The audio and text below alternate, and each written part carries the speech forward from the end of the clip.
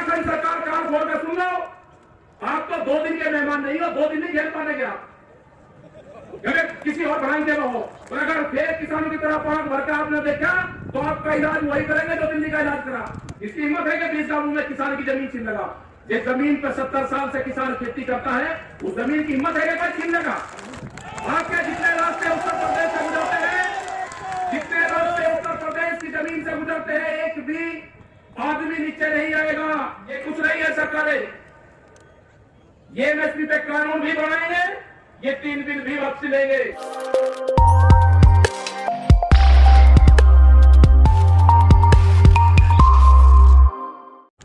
100 साल पहले किसी ने 90 साल का पट्टा करवा दिया किसी एक व्यापारी से, और आज उसके पूर्वज उसने किसी को बेच दिया। ढूंढते फिरेंगे यहाँ का आध्याय उधम सिंह नगर ये उजाड़ा जाएगा। 20 गांवों में वे बुलडोजर चलाएंगे। इसकी हिम्मत है कि 20 गांवों में किसान की जमीन छीन लगा। जिस जमीन पर 70 साल से किसान खेती करता है, उस जमीन की हिम्मत है कि कोई छीन लगा। और उत्तराखंड सरकार कान खोल कर सुन लो, आप तो 2 दिन के मेहमान नहीं हो, 2 दिन नहीं झेल पाने के आप। अगर किसी और ब्रांच में हो, एक्सपोर्ट फार्म में आपका इलाज करा, और अगर फिर किसानों की तरह पांच भर के आपने देखा तो आपका इलाज वही करेंगे जो दिल्ली का इलाज करा। आपके जितने रास्ते उत्तर प्रदेश से गुजरते हैं, जितने रास्ते उत्तर प्रदेश की जमीन से गुजरते हैं, एक भी आदमी नीचे नहीं आएगा। उत्तराखंड के करेंगे वे इन पे इनकी जमीन कब्जा लो, मतलब जमीनों में नजर है इनकी। अरे पहाड़ का लोग खाली होने लग रहे हैं। पहाड़ की पॉलिसी बना के जिनको हमने 20-20 साल पहले जब उत्तराखंड बना, नारायण दत्त तिवारी यहाँ के मुख्यमंत्री थे, हमने उनको कहा था कि उत्तराखंड को ऑर्गेनिक स्टेट घोषित करो, पूरे हिंदुस्तान का पहला ऑर्गेनिक स्टेट होगा। नहीं करा। इन वाली सरकार को भी कह रहे हैं हम कि यहाँ पे अगर 5 चीज आप कर दोगे तो उत्तराखंड हिमाचल की बराबर होगा। वहां पे एजुकेशन किस तरह की है, उत्तराखंड के लोग भी हमारे उसी तरह के होंगे।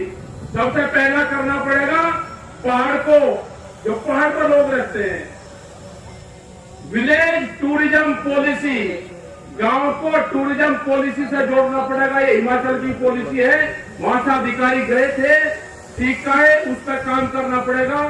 हमारे बड़े बड़े जो लोग आते हैं गांव से घूमने, वो नैनीताल पूरे पहाड़ में घूमते हैं, वे कहाँ ठहरते हैं? वे बड़े बड़े होटलों में ठहरते हैं। होटल किसके हैं? होटल दिल्ली और बड़े बड़े सेक्टरों के हैं। पैसा कहां से? दिल्ली से पैसा आया और फिर वापसी चला गया। पहाड़ को क्या मिला? जब तक विलेज टूरिज्म पॉलिसी नहीं होगी, गांव में टूरिज्म को बढ़ावा नहीं देंगे, पैसा शहर यहां पहाड़ में रुक ही नहीं सकता। दूसरा है ट्रांसपोर्ट सब्सिडी। जो भी पहाड़ में पैदा होती है, साग सब्जी फल फ्रूट, उसकी जिम्मेदारी उत्तराखंड सरकार ले कि खेत से मंडी तक हम उसकी व्यवस्था, ट्रांसपोर्ट सब्सिडी हम देंगे, उससे किसान बचेगा। तीसरा है हील अलाउंस। अगर हमारे नौकरी पेशे को पहाड़ में आप नौकरी दोगे तो उसका हील अलाउंस लगता है। पहाड़ पे रहने वाले हर आदमी को हील अलाउंस देना पड़ेगा। ये चाइना की पॉलिसी है। वे चरगाहों को भी, जो पशु चलाने का काम करते हैं, उनको भी सैलरी आए वहां पे। दूसरा है जो जैसे जोनसार बावर क्षेत्र यहाँ पे है, SC ST कैटेगरी, हमको इंटरनेशनल बॉर्डर पे जो लोग रहने वाले गांव के लोग हैं, वो किसी भी जाति धर्म का हो, उसको उस कैटेगरी में डालना पड़ेगा, वो नीचे नहीं आएगा। फिर यहाँ पे 4-5 चीजें हमको करनी पड़ेगी। नीचे वाले क्षेत्र के लोग हैं, इनको सब्सिडी नहीं मिलती, इनको MSP पे रेट नहीं मिलता, इनके गन्ने के भुगतान नहीं होते। यहाँ की कई फैक्ट्री है कि पैसे लेकर भागे, 10-10 साल से पैसा दिया ही नहीं। शुगर फैक्ट्री बंद कर दी काशीपुर की, वहां का मजदूर क्या करेगा? सरकार से यह है कि सरकार इन फैक्ट्रियों को प्राइवेट को ना बेचे, इन फैक्ट्रियों को चलाने का काम करे। यहाँ पे बहुत बढ़िया ये बैंक है, इनको भाव दिलवाने का काम करे। भारत सरकार से लड़ाई छिड़ी हुई है, वापसी नहीं आएगा किसान गलत फेम में सरकार ना रहे दिल्ली की। और ना हम कुछ है कि हम अकेले कुछ है, ना हमको इतना मुहिम मंडित करो। हमारा भी भाई गन्ने का भुगतान है, उसकी लड़ाई हम भी लड़ रहे। गन्ने के भाव नहीं बढ़े, उसका भुगतान नहीं होया। करीब 14,000 करोड़ रुपया उत्तर प्रदेश में बकाया है। हम भी किसान है, खेती करते हैं।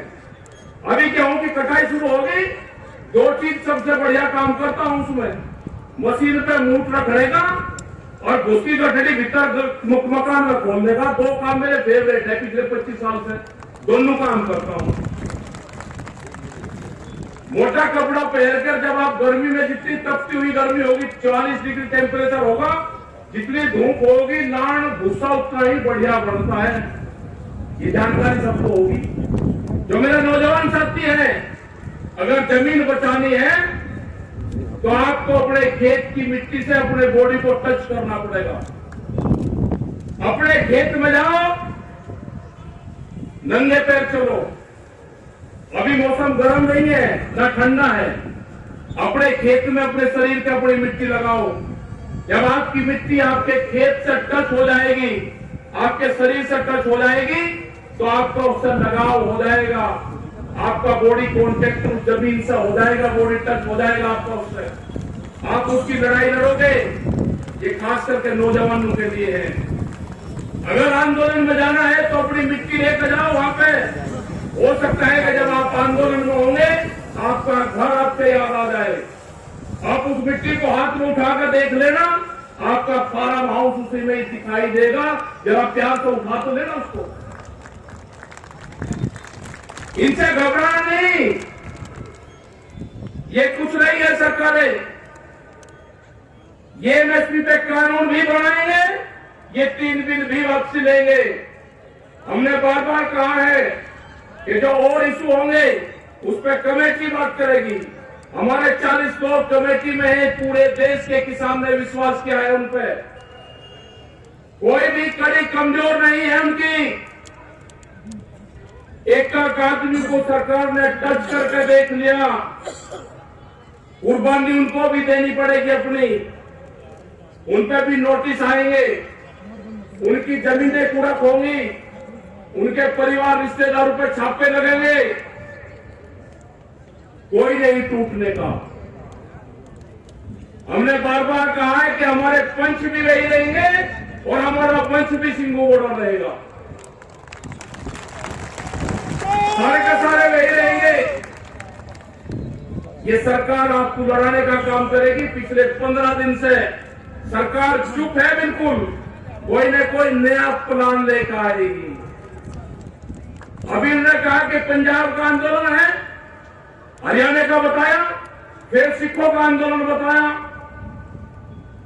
फिर उत्तर प्रदेश राजस्थान का बताया, फिर एक कौम का लिया के जाटू का आंदोलन है, वो भी फेल हो गया।